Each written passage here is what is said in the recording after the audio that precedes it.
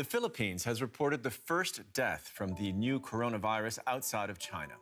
Seorang pasien pertama kasus virus corona di Cina berhasil ditemukan. Ya, kondisi terkini di Wuhan masih dalam penanganan oleh pemerintah setempat. Dua warga Indonesia yang positif terinfeksi virus corona disebut telah melakukan kontak dengan warga negara Jepang. Ternyata positif corona. 2 orang confirm positif. Terjadi penambahan kasus positif sejumlah 4.634.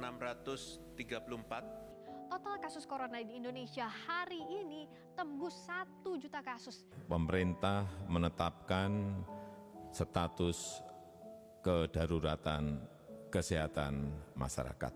Mengetatkan pembatasan sosial di sejumlah tempat selama libur Natal dan Tahun Baru. Indonesia kembali mendapat tambahan vaksin COVID-19 yakni produksi Sinovac dan AstraZeneca. Hukumnya suci dan halal.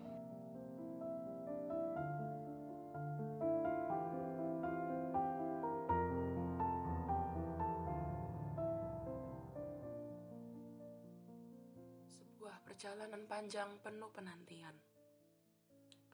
Tak terasa sudah 1 tahun berlalu kita lewati.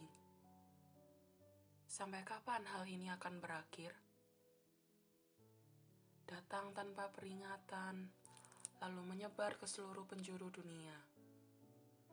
Kedatangannya membawa dampak yang besar di berbagai negeri, bahkan di negeri kita, Indonesia. Bagaimanakah reaksi dan kesan masyarakat, terutama anak muda dalam menjalaninya?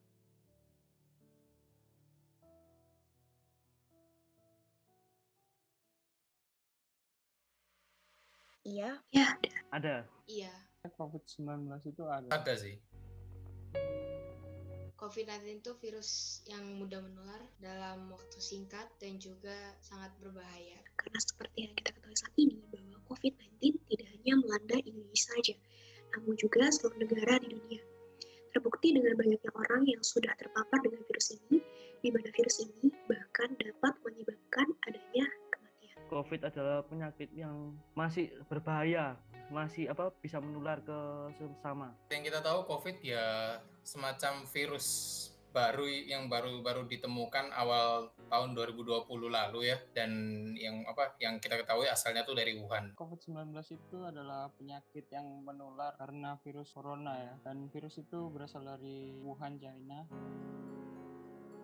Saya masih di asrama, jadi saya santuy, tetap santai dan karantina di rumah langsung. Karantina di tempat itu langsung, di asrama itu. Pikiranku, mungkin ini kayak semacam virus biasa yang memang menyerang wilayah itu, nggak seberapa menakutkan gitu loh, nggak seberapa mematikan. Dan ternyata semakin kesini kok semakin besar gitu loh beritanya. Dan wilayah yang kena COVID itu juga semakin besar, bahkan satu dunia sekarang. Reaksi saya biasa saja karena saya sudah melihatnya terlebih dahulu dari berita dari luar negeri, jadi saya tidak perlu merasa panik dan cemas. Saya sih biasa, nggak begitu khawatir. Tentunya waspada dan menjaga kesehatan dengan mengkonsumsi makanan sehat dan lebih berhati-hati dalam bersosialisasi. Saya itu cuek-cuek aja, terus ternyata tetangga saya, teman saya juga ada yang terkena COVID, saya juga jadi agak takut.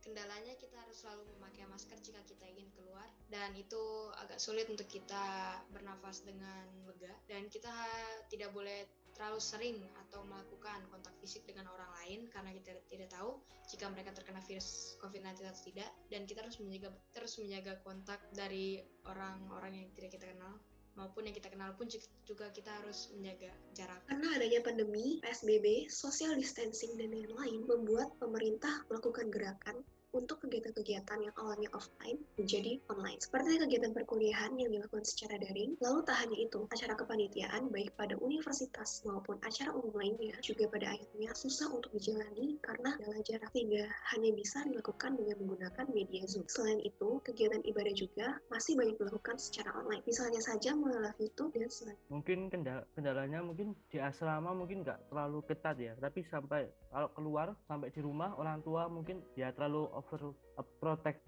aktif, jadi ya kayak terlalu ketat gitu, agak kaget juga. Kalau di asrama kan ya udah aman lah, istilahnya udah di rumah, jadi ya kalau misalnya ada penyakit itu mungkin sedikit ketularannya. Tapi kalau misalnya di rumah kan nggak tahu, ada banyak orang yang tertular tapi nggak diketahui, jadi ya lebih ketat aja di rumah. Itu kendalanya, mungkin itu masih menyesuaikan. Memang kebetulan nggak ada kendala apa-apa karena aku memang orang yang jarang keluar rumah kalau misalnya diajak aja. Jadi aku nggak seberapa ribet sih dengan peraturan-peraturan social distancing, bla bla bla dan lain sebagainya itu. Kita mau ke gereja aja susah, mau ibadah susah, mau ngumpul sama teman juga susah. Kalau dari ibadat mungkin ya perubahannya ya lebih sering ke live daripada offline, karena ya harus gantian sama orang lain. Tapi kalau sama teman-teman atau apa ya, saya merasa bahwa saya tetap santai aja kayak sebelum pandemi, tapi ya tetap pakai masker, tapi ya masih ngobrol sama teman-teman gitu. Kadang juga lupa kalau pakai masker atau harus jaga jarak, kadang terlalu menikmati sama teman-teman ngobrol gitu. Kalau untuk beribadah mungkin kendala. Kalau kita di tempat ibadah ya itu pasti suasananya lebih kusuk, lebih dapat.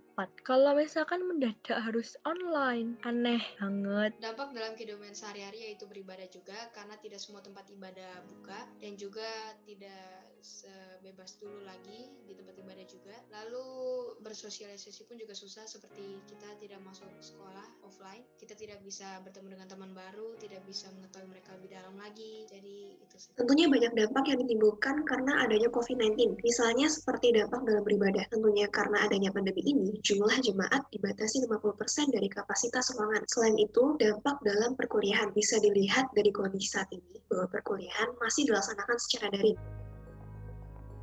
Perkembangan COVID-19 saat ini juga lumayan membaik menurut saya, tetapi juga nambahnya juga sangat cepat karena di luar sana mungkin orang-orang juga sudah tidak peduli. COVID selesainya bisa cepat atau enggak, itu kembali lagi ke kita masyarakat. COVID-19 itu akan terus ada ya, tapi juga diimbangi dengan regulasi pemerintah yang menerapkan vaksin dan kehidupan yang lebih sehat lagi. Yang pertama saya lebih belajar bersyukur aja. Yang keduanya mungkin lebih erat dengan keluarga. Lebih bersyukur lagi. Pola hidup saya juga jadi semakin sehat lagi. Di care, jadi lebih peduli dengan yang namanya kebersihan gitu loh. Pandemi yang sedang melanda ini mengubah banyak hal. Mulai dari pekerjaan, studi, kebiasaan, bahkan sampai peraturan pun juga mengalami perubahan. Interaksi yang dibatasi, yang dulunya saling berjabat tangan dan berbincang sampai larut hingga menjadi salam canggung dengan senyum yang tertutup. Yang dulunya saling berdiskusi di ruang kelas hingga hanya duduk menatap layar selama berjam-jam tanpa interaksi yang hidup. Keinginan untuk kembali seperti sedia kala yang merupakan impian masyarakat tidak disertai dengan usaha yang sebanding. Ketidakkepercayaan dan ketidakpatuhan menjadi sebuah PR penting bagi seluruh komponen masyarakat dalam mengakhiri musibah ini. Protokol kesehatan yang seharusnya ditaati hanya dianggap sebelah mata oleh sebagian orang. Grafik yang terus menaik menghambat kita untuk lepas dari belenggu pandemi. Di samping permasalahan tersebut, ada satu sisi yang menuai pro dan kontra dalam penerapannya. Bagi masyarakat Indonesia, keberadaan agama merupakan sesuatu yang penting. Tata cara beribadah menjadi sesuatu yang selalu dijaga.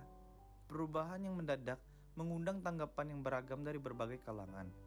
Ada yang berkata ibadah akan terasa berbeda jika aturan diterapkan. Di sisi lain ada juga yang mengungkapkan selama niat dan tujuan kita tetap sama, ibadah kita akan selalu diterima.